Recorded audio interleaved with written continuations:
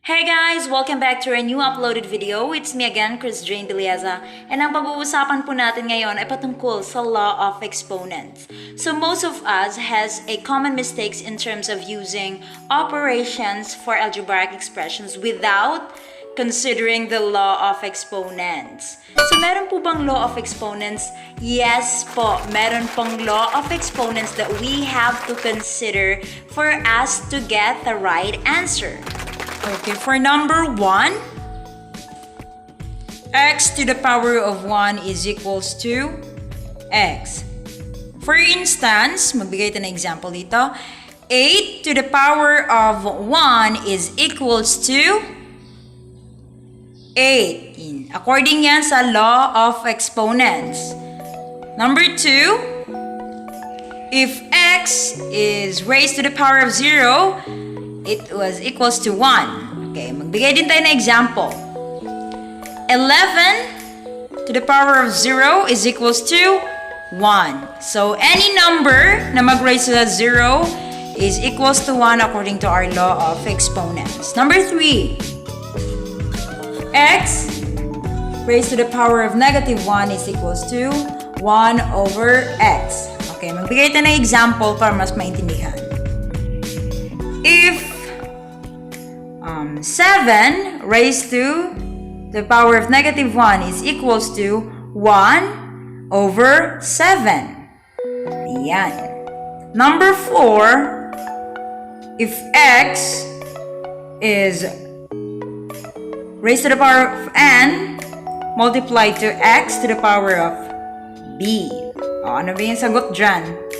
Since multiply ito siya, it doesn't mean na i-multiply din natin tong ating exponent, but we have to add this. So, x, n plus b, ganun. So, magbigay tayo ng example para mas malinaw. X to the power of 2, multiply natin sa x to the power of 6. So, yung sagot,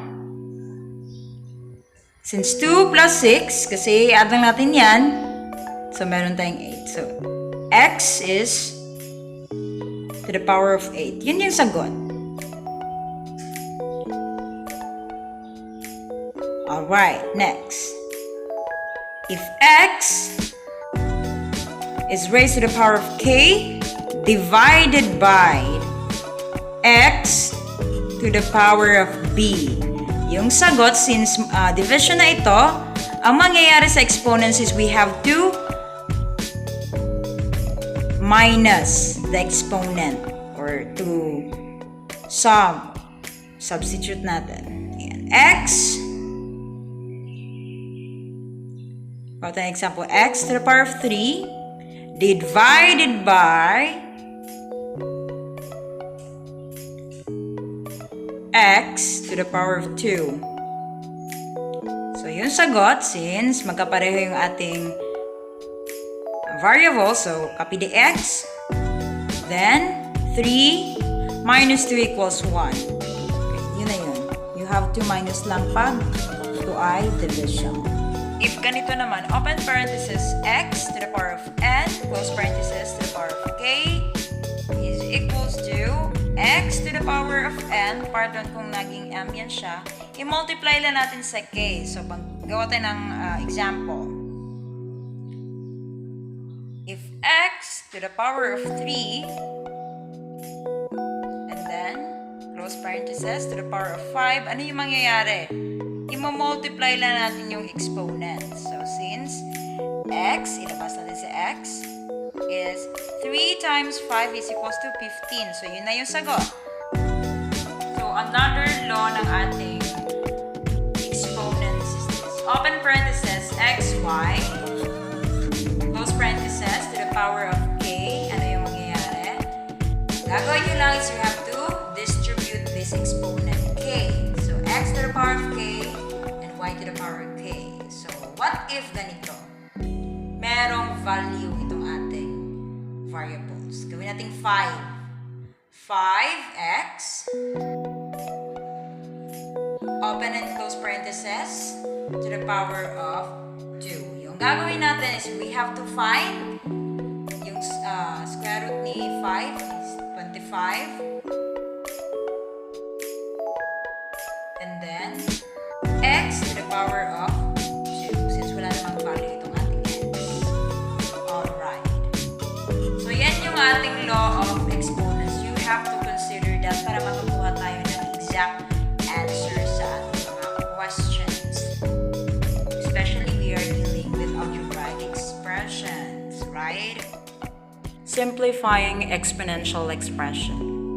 Alright, para mas maintindihan natin kung paano gamitin itong law of exponents, meron tayong mga examples for us to comprehend it well. Simplifying exponential expression.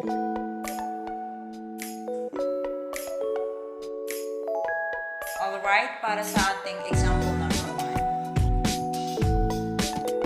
We have 5x close and open parentheses to the power of 0. Since 0 ang ating exponents, remember, ito ay mag-equivalent sa 1. Yan yung ating law of exponent. Remember that. Number 2, if 2x close and open parentheses multiply natin sa x, syempre, si 2, kopyahin lang natin. And then, it happens na yung may exponent ng x, kasi consider na may 1 dyan. So, 1, i-add lang natin kasi multiplication, diba ito? So, 1 plus 1 equals 2. So, yung result is 2x to the power of 2. Alright, that is our answer for example number 2. Example number 3, if open parenthesis k to the power of 3 close parenthesis multiply to k is equals to, since pareho, we have to copy this letter k, 3 plus 1 kasi understood na may exponent na 1 yung isang k, so it happened na i-add natin ito kasi multiplication itong ating operation. So, k to the power of 4. So, that's it. So, that's the answer. So, for our number 4, open parentheses 2x to the power of 2, close parentheses to the power of 3. So, it happened na kokopyahin natin ito sa number 2. And of course, i-erase natin siya sa 3. Okay. Itong x naman, si x, we have to copy the exponent 2 and we have to multiply it by 3. So, it happened na hanapin natin itong web root ng 2. So, 8. So, 2 times 2, 4 times 2 equals 8.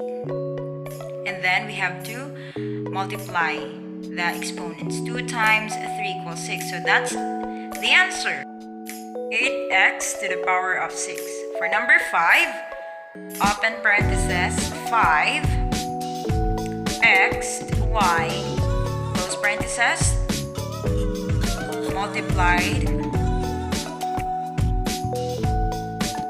4x to the power of 2 y to the power of 2 and close parentheses.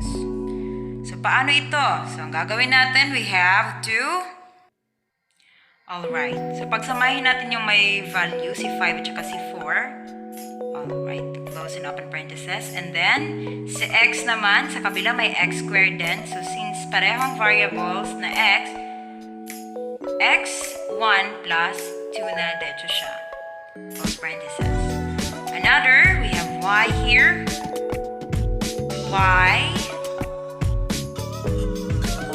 And then may y2 din dyan. So, y1 plus 2 kasi consider na yan si y that has an exponent 1. So, ayan. So, yung gagawin natin, hindi pa natatapos ang ating kalbaryo. I-multiply mo natin yan si 5 times 4 equals 20. Alright. 20. And then itong si x, copy, i-bring down mo muna yan si x. X. 1 plus 2 equals 3. Okay. X to the power of 3. And then si y naman then, sa baba natin si y, and then 1 plus 2 equals 3. So we get the answer, 20 x cubed and y cubed. For our number 6, meron tayong 2x to the power of 2, open parentheses, and then 3x to the power of 4, y to the power of 3, and close parentheses. How to solve this? So again, i-group lang natin yung may value, like for example, si 2 at si 3. So i-group mo yan, 2 times 3, tsaka si 3 times mo lang. Open and close parentheses, and another open parentheses, si x to the power of 2, and si x to the power of 4. 2 plus 4. Alright. Close parentheses. Another group mo. Since wala namang y dito, so sa kabila tayo. Meron tayong y to the power of 3. Alright. So, ang mayayari, we have to multiply this. May value na 2 at saka 3. So, 2 times 3 equals 6. And then x. 2 plus 4 equals 6. And then, since wala naman itong kapartner na may at si y, so y is to the power of 3. And that's the answer. 6, x to the power of 6, and y to the power of 3. Remember, hindi natin pwedeng pag-isahin itong x at saka si y, ha? Kasi magkaiba yung variable. So, for number 7, we have 2y to the power of 9 over 2y to the power of law.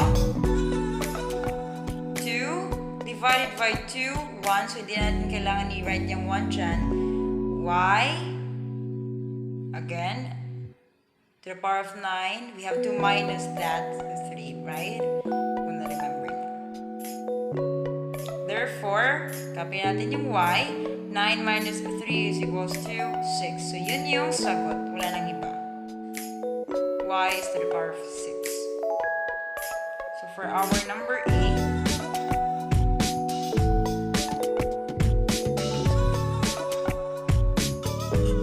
we have x to the power of 2 over y to the power of 5. Nag-iisip pa talaga ako. Close and open parentheses to the power of 3. Paano ba yan? Medyo difficult to Madali lang yan, mga kapatid. So, x to the power of 2, i-multiply na natin sa 3. And then si y then, ganun din. Y to the power of 5, multiply it by 3. So, what happened? X, 2 times 3 equals 6. Tayo sa baba, si y 5 times 3 equals 15. So, yun yung sagot. X to the power of 6 over y to the power of 15. Alright, but hep. Last but not the least, na example natin. We have x to the power of 5, y to the power of 5, over y to the power of 2. Ano mangyayari? Remember? Yan, see. Since hindi sila magkapareho, so yan, natin muna